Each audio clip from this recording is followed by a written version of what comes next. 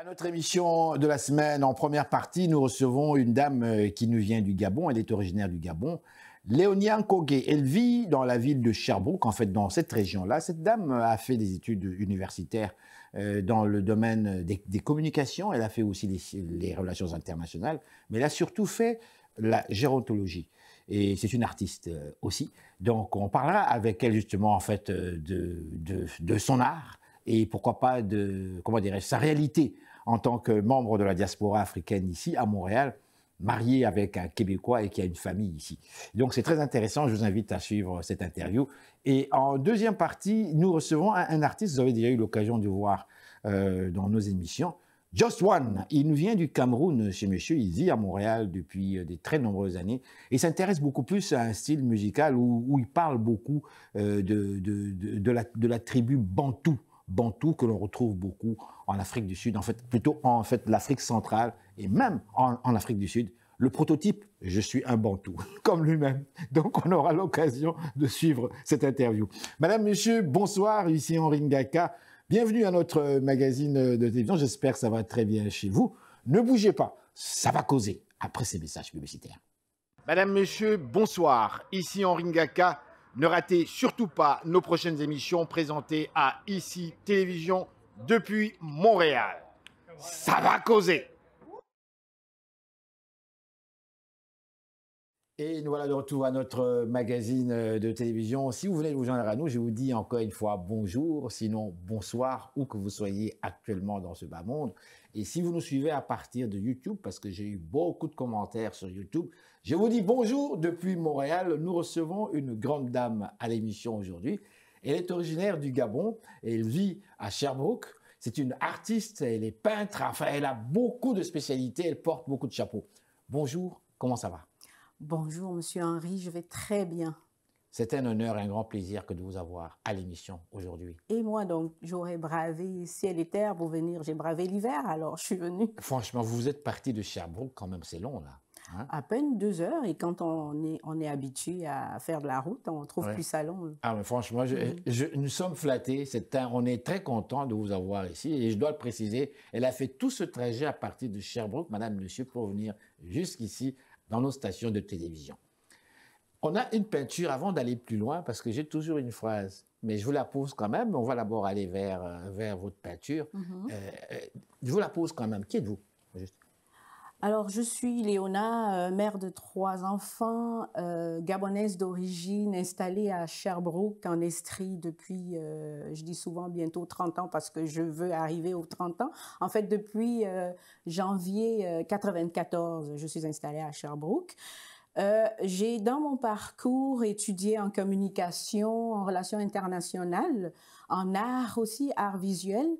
J'ai commencé dans l'art à écrire et je les mettais sur le côté, là.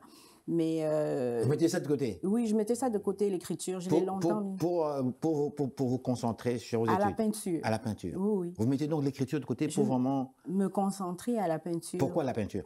Pourquoi la peinture? Parce que c'est une expression directe. C'est lorsque la personne admire une toile, elle l'analyse selon ce qu'elle comprend et voit.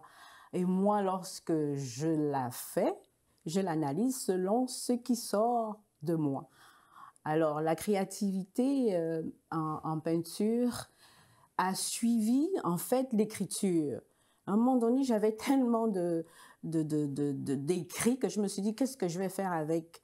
Et du jour au lendemain, je dis, pourquoi ne pas faire de toile grandeur nature? Vous écrivez sur quel thème? Oh, sur tous les thèmes, comme on peut d'ailleurs le voir ici, ce qui est écrit sur cette toile-là. Inquiétude, remords, désespoir, gêne, sur l'amour, sur la vie en général, les conseils, ça a toujours tendance à soutenir et à conseiller, en fait. Amour, réconciliation, acceptation, paix, mépris, rejet, racisme, exploitation, abus, douleur, découverte, surprise, aventure, confiance, tolérance, adaptation. Et là, je vois ici résilience, confiance, espoir, calme, même si mes lunettes sont là, mais je vois quand même très bien. Oui. Je vois quand même très bien. Alors, tout ça, ça synthétise en fait une vie, c'est ça? Ça synthétise des vécus. Alors, tout ce qui est écrit, comme vous l'avez lu tout à l'heure, je l'ai fait en fonction de le mois de février qui vient là. Mois de l'histoire des Noirs. Le mois de l'histoire des Noirs. Oui, mois de l'histoire des Noirs, oui. En effet. Oui, oui. Alors, j'ai écrit tout ce que j'ai entendu, tout ce que j'ai vécu lorsque les personnes immigrantes arrivent, surtout les personnes noires arrivent, les difficultés à travers lesquelles elles sont confrontées. Il y a l'adaptation qui en soi n'est pas instinctif à tout le monde. Il y a la découverte. Dans le positif, il y a la découverte, il y a la surprise, il y a l'aventure, il y a la confiance. La confiance. La confiance est là? Oui, la confiance est là. Déjà, quand tu arrives, même avant, tu as confiance que tu vas être bien installé, que tu vas avoir gain de cause si, par exemple, tu cherches à avoir un emploi, à t'installer, à t'établir. Mais ce n'est pas toujours le cas. Non, ce n'est pas le cas pour tout le monde, en effet. Mais je pense que quand quelqu'un part de chez lui, il a confiance en quelque chose quand même. Non? Il espère. Part pas avec... Moi, je me mets toujours dans la peau de l'autre, hein, pardonnez-moi. Oui, c'est bien. Justement. Mais est-ce que quand on part, est-ce que quelque part, d'accord, c'est l'aventure, mais est-ce qu'il n'y a pas une crainte parce qu'on va vers l'inconnu, vers des gens que vous ne connaissez pas, vers des cultures que vous ne connaissez pas. Vous ne pouvez même pas prévoir la réaction des personnes que vous allez rencontrer lorsque vous allez dans un autre pays. Je me rappellerai mon cher beau-frère africain, congolais comme moi, à la fin de nos études universitaires.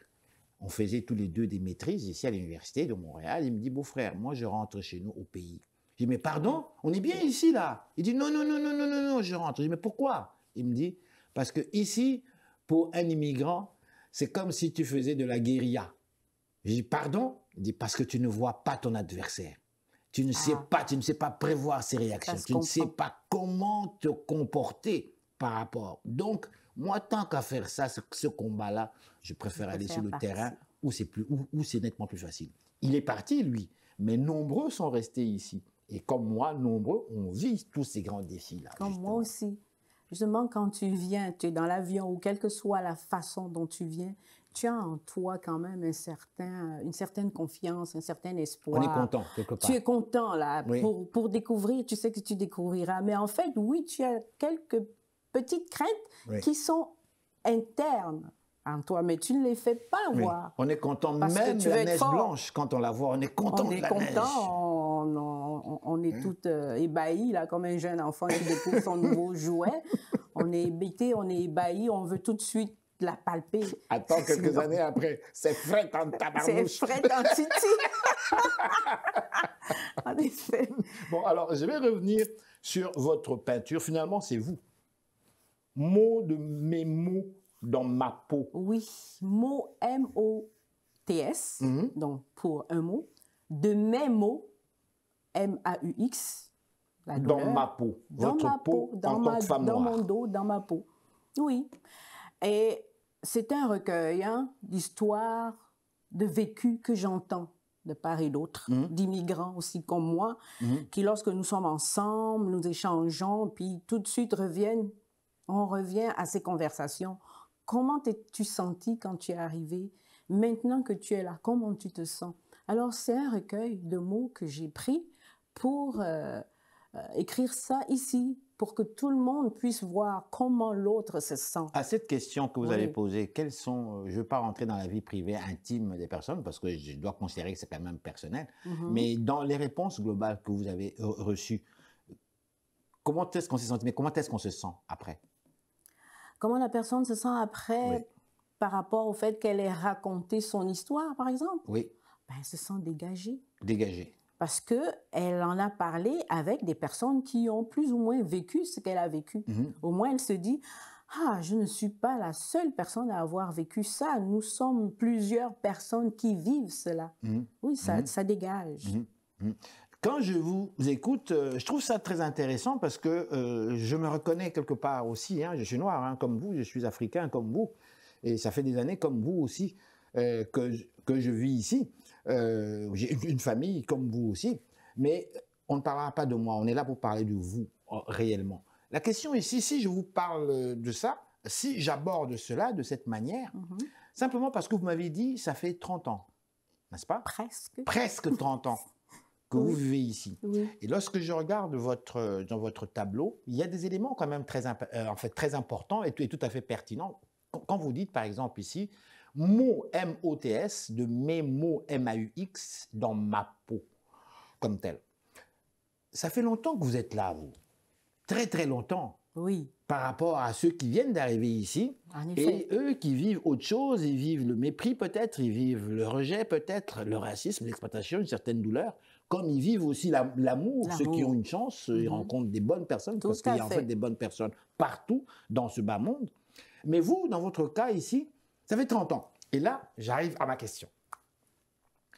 On a constaté, et j'ai constaté aussi, peut-être que j'ai tort, et j'espère avoir tort, après plusieurs années, quand on arrive, on a ces éléments-là que nous avons. Une fois qu'on a dépassé tous ces éléments-là, on arrive, ça fait 20 ans, 25 ans, 30 ans. 30 ans. 30 ans, on est des adultes. Ben, on est des adultes, on est des mères et pères de famille. Oui. Et même des grands-parents dans certains cas, quand on est précoce.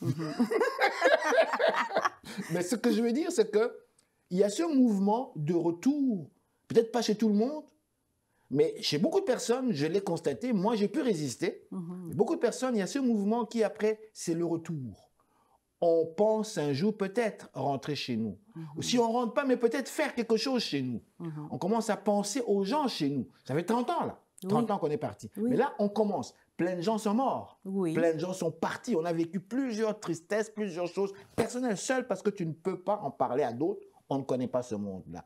Un tel est parti. Là, tu vis un peu ce moment-là, tu veux faire des choses. Dans mon cas, c'est réel, je ne veux pas rentrer, peut-être vivre là définitivement, mais faire des choses. Faire quelque chose, réaliser. Est-ce que pour vous, c'est le cas? Ben oui. Pourquoi? Mais de un, vous comme moi, nous venons certainement d'une grande famille. Et chez nous, les parents, les grands-parents ont toujours dit, la famille qui est sacrée a beaucoup d'enfants, de petits-enfants, arrière-petits-enfants. Je suis ici, je ne suis pas seule ici, j'ai des frères et des sœurs aussi qui sont ici. Mais le fait d'avoir eu des enfants qui sont nés ici, qui n'ont pas connu la culture vraiment de là où je viens et qui me demandent souvent « apprends-nous tel mot, apprends-nous tel dialecte, ainsi de suite ». Moi, je suis tentée, je le fais, mais par mes moyens. Mais je suis tentée de vouloir investir à un moment donné chez moi. Je suis tentée d'emmener mes enfants, mes prochains futurs petits-enfants chez moi, pour qu'ils s'imprègnent aussi de cette belle culture. Madame, Monsieur, bonsoir. Ici Henri Ngaka. Ne ratez surtout pas nos prochaines émissions présentées à ICI Télévision depuis Montréal. Ça va causer.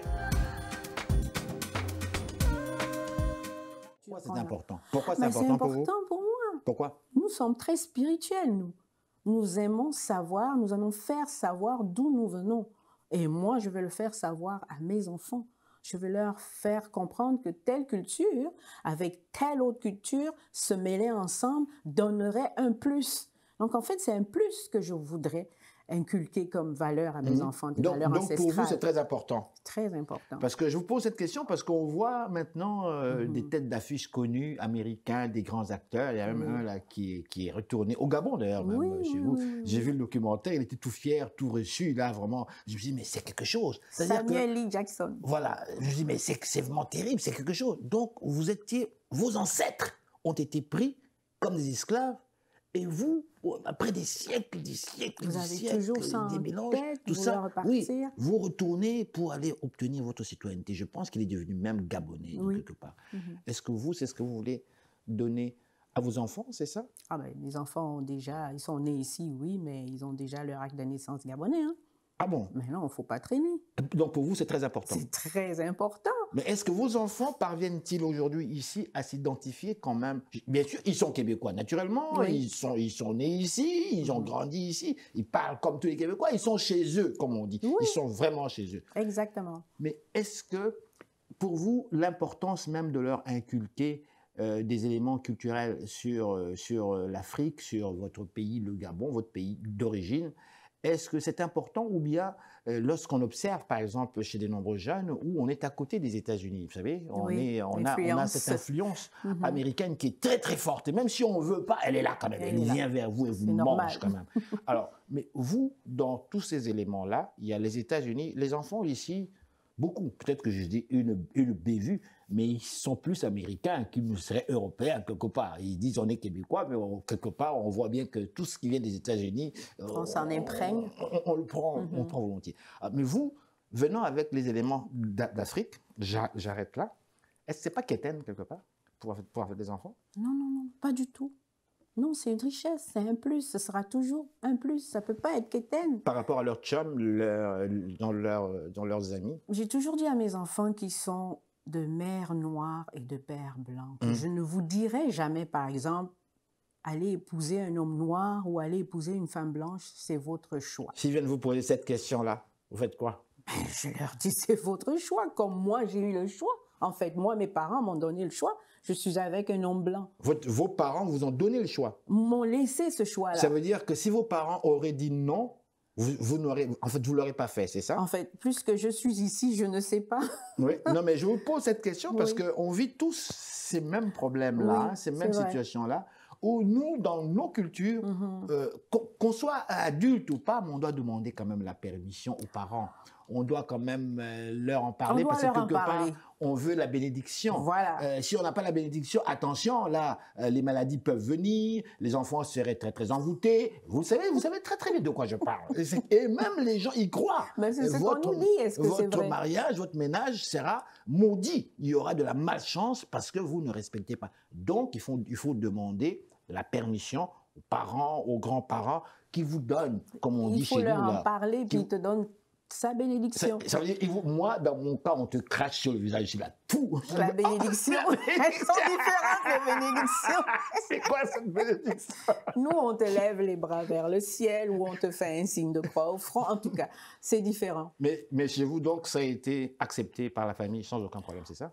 Faut dire que oui, ça a été accepté. Il faut dire que mes parents sont des personnes très cultivées aussi qui ont beaucoup voyagé. Donc les différences ils étaient ouverts, en tant que telles, ils étaient ouverts. Pas eu de difficulté avec ça. Parce qu'ils se disent, ah, toi tu nous amènes un toubabou là, les blancs là, c'est quoi là dans la famille là, ça va, ça va faire bizarre. Là. Ben, j'avais des questions comme ça là. J'ai eu des questions comme ça, même pas de mes parents. Hein. Non.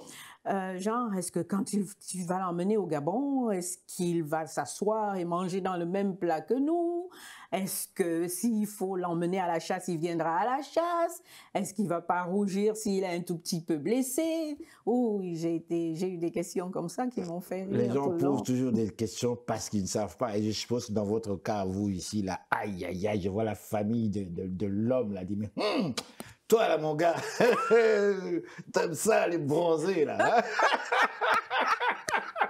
Vous êtes bon. Voilà. Ah, vous allez enlever cette partie au montage. Mais c'est l'émission, ça s'appelle Ça va causer. Mais alors dites-moi, le public qui veut vous en fait suivre, qu'est-ce qu'on fait? Comment est-ce qu'on fait?